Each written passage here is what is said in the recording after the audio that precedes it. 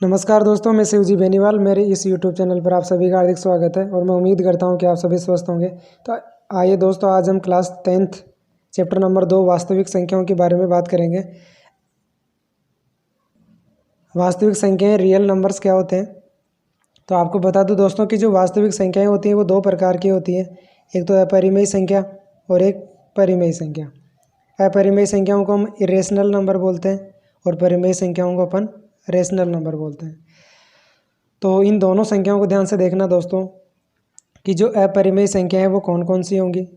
तो अपरिमेय संख्याएं वे संख्याएं जिनका हम वर्गमूल नहीं निकाल सकते। जैसे मैं आपके लिए लिख दूँ, रूट के अंदर 7, रूट के अंदर मैंने लिखा 11, रूट के अंदर मैंने लिख दिया 23।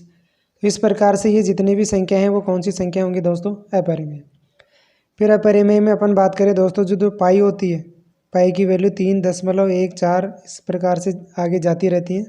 तो ये जो पाई है वो भी एक प्रकार से कौन सी संख्या हो गई, अपरिमेय। इसके बाद में अशांत अनावर्ती। अशांत अनावर्ती संख्याएं होती हैं वो भी क्या होती है, अपरिमेय संख्या। अशांत अनावर्ती का मतलब होता है दोस्तों कि वो रिपीट नहीं होती हैं और लगातार चलती ही रहती है। कहने का मतलब देखिए दोस्तों, इस दशमलव के बाद में यहाँ 10 है, यहाँ 100 है, यहाँ 1000 है, ये रुक भी नहीं रहा है और रिपीट भी नहीं हो रहा है, तो वो संख्याएं कहलाती हैं अशांत अनावर्ती। और लास्ट जो हमारे 4 नंबर का जो पॉइंट है वो इस प्रकार से जो अनंत होता है वो भी हमारे पास क्या होता है, एक अपरिमेय संख्या। तो इस प्रकार ये 4 चीज़ें ध्यान रखनी है आपको अपरिमेय संख्या में, कि एक तो जिस संख्या का वर्गमूल नहीं निकलता है वो अपरिमेय संख्या, और पाई अपरिमेय संख्या, अशांत अनावर्ती अपरिमेय संख्या, और ये जो अनंत होता है वो भी अपरिमेय संख्या। और इन चारों को छोड़कर बाकी जो जितने भी संख्याएं होती है वो कौन सी होती है, परिमेय। तो अगर परिमेय में मैं आपको बताऊं तो सभी प्राकृत संख्या क्या होती है दोस्तों, परिमेय संख्या होती है। सभी आपके पास जो पूर्ण संख्या होंगी, सभी पूर्ण संख्या क्या कहलाती है, परिमेय संख्या। सभी पूर्णांक क्या कहलाएंगे दोस्तों, परिमेय संख्या। प्राकृत संख्या आपको पता है दोस्तों 1 से स्टार्ट होकर अनंत तक जाती है, और पूर्ण जो संख्या होती है वो 0 से स्टार्ट होकर अनंत तक जाती है, और जो पूर्णांक होते हैं उसमें माइनस नंबर भी होते हैं और उसमें प्लस वाले नंबर भी होते हैं। तो ये सभी क्या कहलाते हैं, परिमेय संख्या।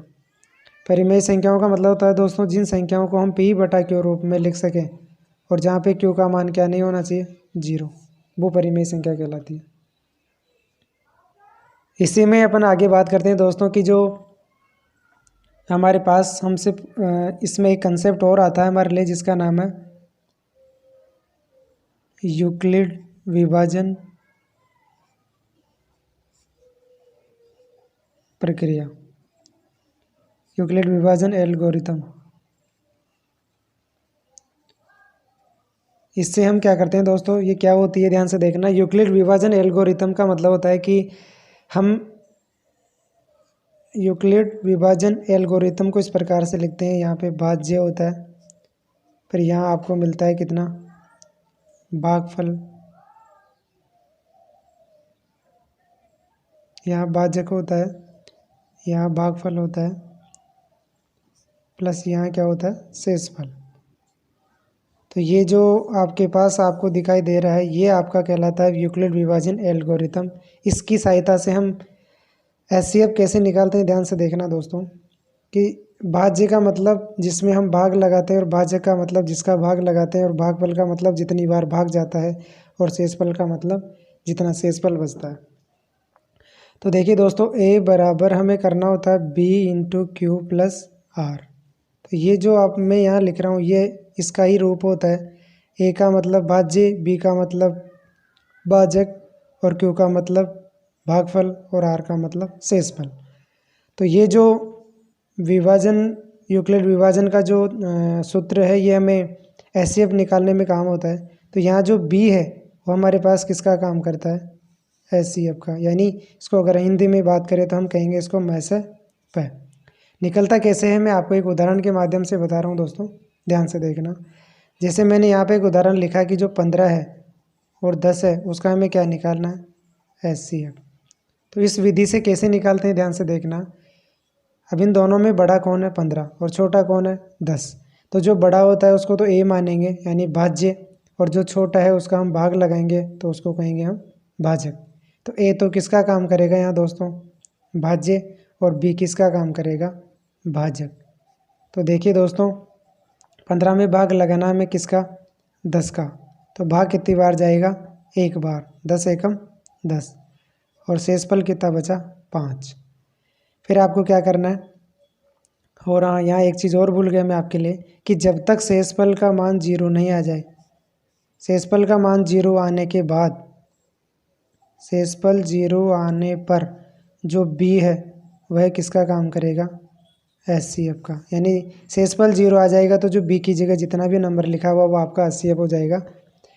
अब देखिए दोस्तों यहाँ आर का मान 0 नहीं आया, 5 आ गया है। अब इस आर का मान हमें वापस किस में लगाना है, 10 में।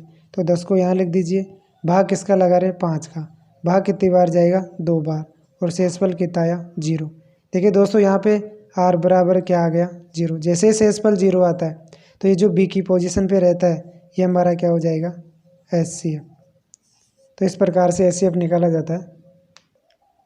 अब हम बात करते हैं दोस्तों, हमारे पास दो छोटे छोटे कंसेप्ट और है। पहला जो कंसेप्ट उसमें लिखा हुआ है कि सम संख्या लिखने का जो प्रारूप होता है वो हमारे पास क्या होता है, 2n।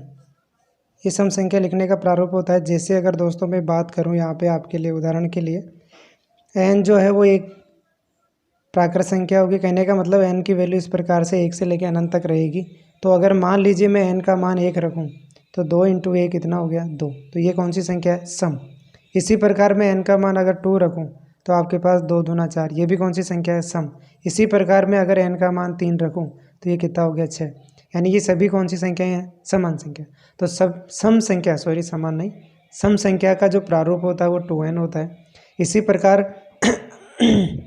अगर हम विषम संख्या की बात करें तो विषम संख्या का लिखने का जो प्रारूप होगा वो क्या होगा, 2n + 1। यानी सम संख्या में एक जोड़ने से क्या बन जाती है, विषम संख्या।